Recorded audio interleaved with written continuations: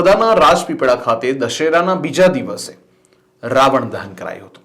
સમગ્ર દેશમાં રાવણ દહન દશેરાના દિવસે થાય છે, પણ એકમાત્ર રાજપીપળામાં દશેરાના બીજા દિવસે 11ના દિવસે રાવણનું દહન થતું આવ્યું છે અને આ વર્ષોની પરંપરા આજે 45 વર્ષથી ચાલી રહી છે। સંસ્કાર યુવક મંડળના પ્રમુખ મહેશભાઈ પટેલે જણાવ્યું હતું કે અમારા કાછિયાવાડ વિસ્તારમાંથી દર વર્ષે નીકળતી રાવણની શોભાયાત્રા અને રાવણના પુતળાનું દહન પણ થાય છે।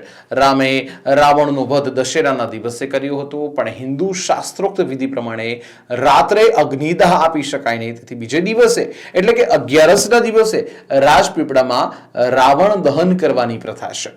અત્રે ઉલ્લેખનીય છે કે સમગ્ર દેશમાં રાવણ દહન દશેરાના દિવસે થતું આવે છે, પણ એકમાત્ર રાજપીપળામાં દશેરાના બીજા દિવસે એટલે કે 11ના દિવસે રાવણનું દહન થાય છે। જ્યારે આ વર્ષે પણ 11 રાજપીપળામાં દશેરાના બીજા દિવસે રાવણનું દહન થયું હતું, જેમાં રાજપીપળામાં રાવણની ભવ્ય શોભાયાત્રા કાઢવામાં આવી હતી। આ વખતે ઓપરેશન સિંદૂરના થીમ ઉપર આ રાવણની શોભાયાત્રા નીકળી હતી। લગભગ 17 ફૂટ ઊંચા રાવણને જોવા લોકટોળા ઉમટ્યા હતા।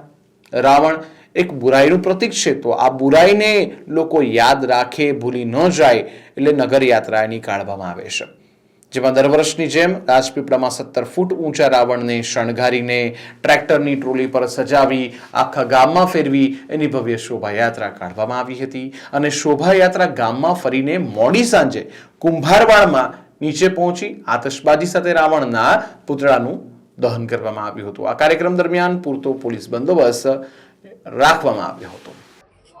અમારે છેલ્લા 45 વર્ષથી રાવણનું નગર યાત્રા માતાજીની સાથે કાઢીએ છીએ અને તેની અંદર રાવણને હવ સાથે લઈને નીકળીએ છીએ। જેવી રીતે કે એક પ્રતીક થાય કે ભાઈ બુરાઈનો અંત આખરે શું આવે છે તે અમે દર્શાવવા માટે અમે સમગ્ર રાજપીપળાની અંદર રાવણ રૂપી એક સ્ટેચ્યુ લઈને નીકળીએ છીએ અને 45 વર્ષથી આ કાર્યક્રમ ચાલુ રહ્યો છે।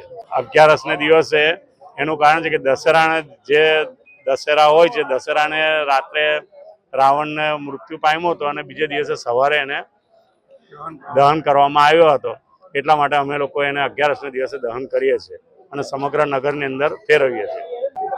ખાસ તો એક જ ધ્યેય કે બુરાઈનો અંત કેવો આવે છે એ નગરમાં બતાવવા માટે જ અમે લોકો આ રાવણને સમગ્ર નગરમાં ફેરવીએ છીએ અને કાછિયાવાડની અંદર ફરી પાછા લાવીને કુમારિયા ઢોળની નીચે રાત્રે દહન કરીએ છીએ અને તે વખતે આતિશબાજી રાવણની અંદર હોય છે અને સમગ્ર પબ્લિક ખૂબ ઉમળે છે અને બહુ જોવા માટે ઘણી બધી પબ્લિકો હોય છે।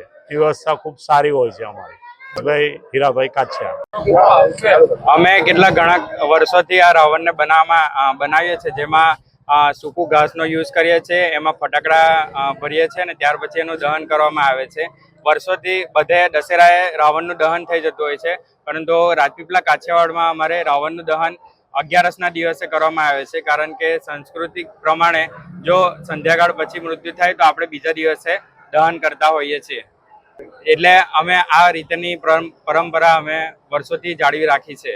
આજી વખતની અમારી થીમ ઓપરેશન સિંદૂર છે। ઓપરેશન સિંદૂર એટલે આતંકવાદીઓ જેવી રીતે કુકર્મ કરે છે એ રીતે અસત્ય ઉપર સત્યનો વિજય થાય તેના માટે અમે આ થીમ રાખી છે। પટેલ શ્રીકાંત મહેશભાઈ।